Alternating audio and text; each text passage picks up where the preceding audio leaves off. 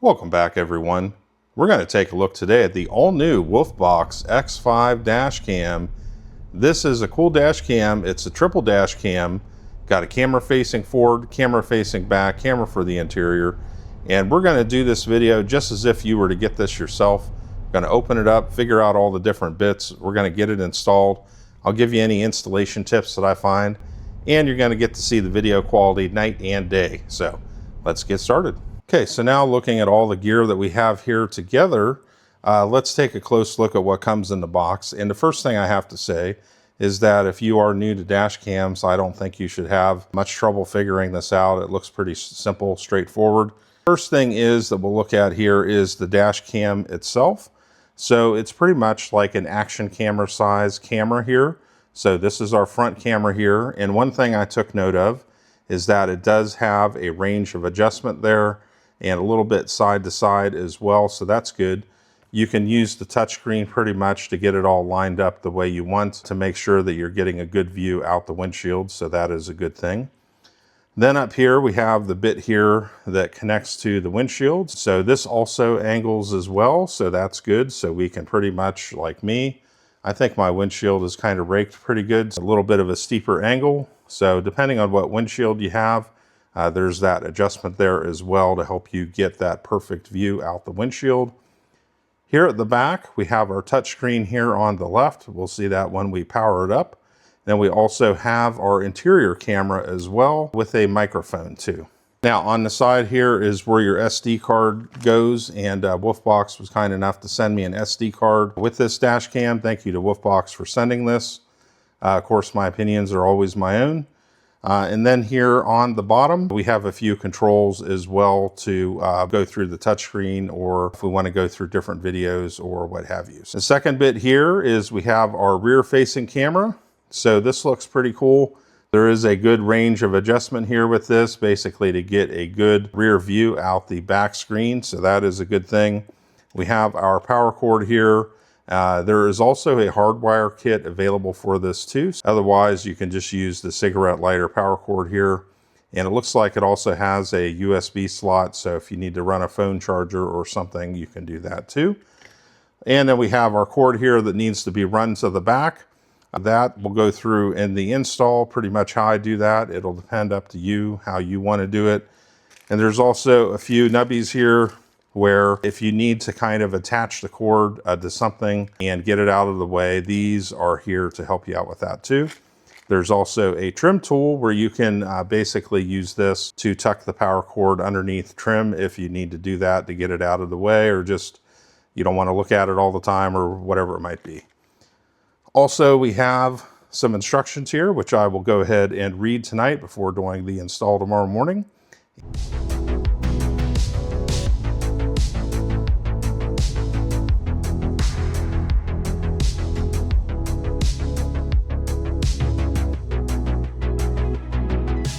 So let's go ahead and get the SD card inserted there and get the cabinet there sealed up. And then we can go ahead and turn it on. So it's going to come up and say format. So we're going to go ahead and format the card here. So anytime that you put a new SD card in, what I would do is just use it just with the dash cam and go ahead and format it. Okay, so let's get into the setting everything up here. And so resolution, this is probably going to be one of the most important ones to set up. We're just going to go for the max. So I usually do everything in max mode. So we're going to use, of course, the 4K and then the 1080p, which is the interior cam, and then the rear camera there, the 2.5K resolution, and loop recording. So 3 minutes, I think that's probably good enough. You can switch it between 1 and 5 minutes there if you need to. The clock here, I can go back and set all that later. I'm not going to bore you with that. Time format, usually I run things on a 24-hour format too. The sound, do you want to record the interior sound or not? So make that determination if you do or don't want to do that. The Wi-Fi here, you can turn that on or off as you so desire. There is a way to connect with your phone with an app if you want to use that. G sensor here, probably I would set this to low but kind of up to you, especially if you're parking in a sensitive area. You decide to use the parking monitor, and then your GPS here, it'll give you your status. Let's see, voice control. So that's going to be key. Do you want to use that, yes or no? Voice command, take picture, lock the video, turn on Wi-Fi, turn off Wi-Fi, turn on audio, turn on screen, show front camera, show rear camera, turn on recording, turn off recordings. That is there if you need it. Let's say if you're doing ride sharing or something like that, where you may want to use these voice commands to turn or turn off things at will. There's a fatigue alarm there. I don't really need that, but some people, they definitely might need that. So that's the thing with this, pretty easy to set up. Essentially when you get this and you get it powered up for the first time, just go through the menu. It'll probably take you about 5 minutes and just put the settings in there that are gonna work for you. And pretty easy day overall, not hard at all. So did the first part of the installation here. There's a clear electrostatic sticker to put on the windshield here. So I went ahead and did that. Kind of tried to figure out like exactly like where to put this and just kind of measured it out beforehand. You know, took the visor here and made sure the visor could kind of rotate back and forth and all that good stuff. Then I went ahead and took off the adhesive backing and went ahead and put the dash cam to the windshield. Next part with the installation here is actually taking the wire. Totally up to you. You can run it straight down to the power supply, or you can spend a bit of time and pretty much with the trim tool here, like I've started doing, just starting to work it up underneath the headlining. It's all going to vary by vehicle, so you got to kind of figure out what's going to work for you. And it's just a patient process. You pretty much just get it started here and just start gradually just kind of folding it and getting it underneath that headlining there. And then probably for me here, I'll end up running it down along the A-pillar, and then you bring it underneath the dash here and run it over to your power supply, your power socket there. So again, totally up to you in terms of how you want to do it. There's different ways to go about it. I got the rear camera installed, and for this vehicle, it has kind of a very kind of flat rear screen, and I could probably put the camera up higher near the brake light, but I found with previous dash cams, this position here seems to work pretty good. It's actually only, it looks higher than it is. It's actually, I think, only about 2 inches off the deck there, 3 inches, well, 3 inches, I'd say. And so that seems to work pretty good for this car. Pretty much the wire, I might end up repositioning it slightly, but just kind of ran it up under here and then down through here, and then basically up along the seam right here. And then the same thing in the back there, and just kind of ran it up along through here in this seam.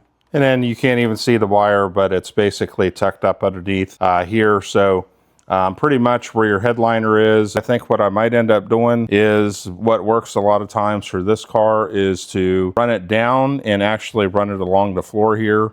Have it run up along the back seat. So possibly in the future, I might change that. You got to kind of decide what works best for your vehicle, but there's definitely options there. Now the last thing, once we have this all powered up and before we go for our first ride, just had to verify that all the cameras are kind of pointed in the direction I want them to be.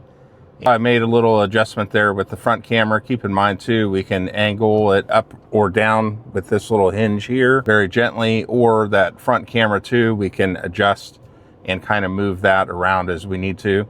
Now, a couple things to remember with this is that as long as it's plugged in, it just comes on automatically. So when you start the car, it'll go ahead and start recording. The other thing that you can do too is you can get a hardwire kit as well if you don't want to have to worry about plugging it into the cigarette lighter. That's an option too. Also, if you need to access a quick menu, just real quick, you can scroll down. Audio, you can adjust that. And then if you scroll left here, you'll get the big menu here where you can go through everything and change things as you need to. So just keep that in mind. That is there for ready access if you need it. So in the end, folks, what do we think here with our WOLFBOX X5 dash cam? How did it all turn out here? Well, I would say the one thing with this is that if you've ever used an action camera before, it's pretty much kind of the same deal in terms of operating it, setting it up, think of it like this, is that the software is oriented towards functioning as a dash cam. So pretty much all the operational functions are oriented around that in terms of loop recording and all those sorts of things. And it's easy to use. It's like the other WOLFBOX G840S that I installed, and I used that for a number of months. Once you have it installed and you have it set up the way you want, you don't have to, as long as it's plugged in, you don't have to think about it. Then after a while, you just don't even think about it at all. It's just there. It's just doing its thing. Very easy to use. I think the biggest thing is when you get it, setting up the camera itself, not an issue. It's just going to be deciding where to run the wires. So far from the video quality I've looked at, the video quality is great as well. Folks, definitely check out this X5. If you don't want to go with a mirror mounted dash cam, this is a good option for a windshield mounted dash cam, where you're also going to cover the interior and also to the rear behind the vehicle as well. Folks, definitely check out this dash cam. I've been happy with WOLFBOX products in the time I've been using them. Definitely check them out, and we'll see y'all next time.